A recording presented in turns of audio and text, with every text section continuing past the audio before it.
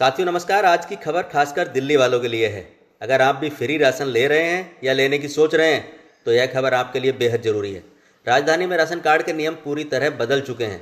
नए नियमों के तहत अब लाखों लोगों का नाम लाभार्थियों की लिस्ट से बाहर हो जाएगा। दिल्ली सरकार ने हाल ही में दिल्ली फूड सिक्योरिटी रूल 2026 की अधिसूचना भी जारी कर दी है, जिसके बाद फ्री राशन पाने वालों के नियम पहले से कहीं ज़्यादा सख्त हो गए हैं। सरकार का कहना है कि इसका मकसद सब्सिडी सिर्फ सही और ज़रूरतमंद लोगों तक पहुंचे और फर्जीवाड़ों पर पूरी तरह से लगाम लगे, यही है। लेकिन सवाल यह है कि कहीं आप तो इस लिस्ट में शामिल नहीं हैं। सबसे बड़ा बदलाव क्या है? पहले राशन कार्ड के लिए सालाना आय सिर्फ 1 लाख रुपए तक थी, लेकिन अब इसे बढ़ाकर 1,20,000 रुपये कर दिया गया है। यानी जिन परिवारों की आमदनी 1 लाख से थोड़ी ज़्यादा थी उनके लिए राहत की खबर है।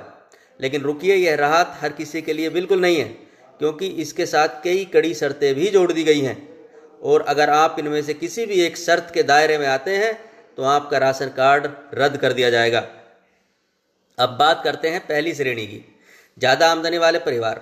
अगर आपके परिवार की सालाना आय 1,20,000 रुपये से ज़्यादा है तो आप सीधे तौर पर ही इस योजना से बाहर हो जाएंगे।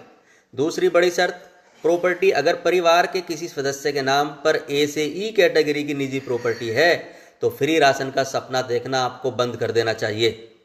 तीसरा बड़ा नियम, अगर परिवार का कोई भी सदस्य इनकम टैक्स देता है तो समझ लिए कि आप अपात्र ही हैं। चौथा झटका, 4 पहिया वाहन। अगर आपके घर में कार है तो राशन कार्ड नहीं मिलेगा। हालांकि अगर गाड़ी कॉमर्शियल इस्तेमाल के लिए है या रोजगार का जरिया है तो कुछ राहत मिल सकती है। अब बात करते हैं पांचवी शर्त की, बिजली कनेक्शन। अगर आपके घर में 2 किलोवाट से ज़्यादा का बिजली कनेक्शन है तो आप अपात्र माने जाएंगे, यानी अब बिजली की खपत भी आपकी पात्रता तय करेगी। छठा नियम, सरकारी नौकरी। अगर परिवार का कोई भी सदस्य सरकारी कर्मचारी है या पहले से किसी सरकारी फूड सब्सिडी स्कीम का लाभ ले रहा है तो नया राशन कार्ड नहीं बन सकता। और सातवां बड़ा बदलाव, घर की मुखिया अब महिला होगी।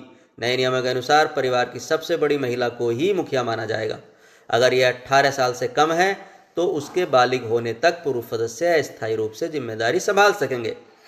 सरकार का दावा है कि ये सारे बदलाव नेशनल फूड सिक्योरिटी एक्ट 2013 के तहत पारदर्शिता बढ़ाने और सही लोगों तक लाभ पहुंचाने के लिए लिए गए हैं।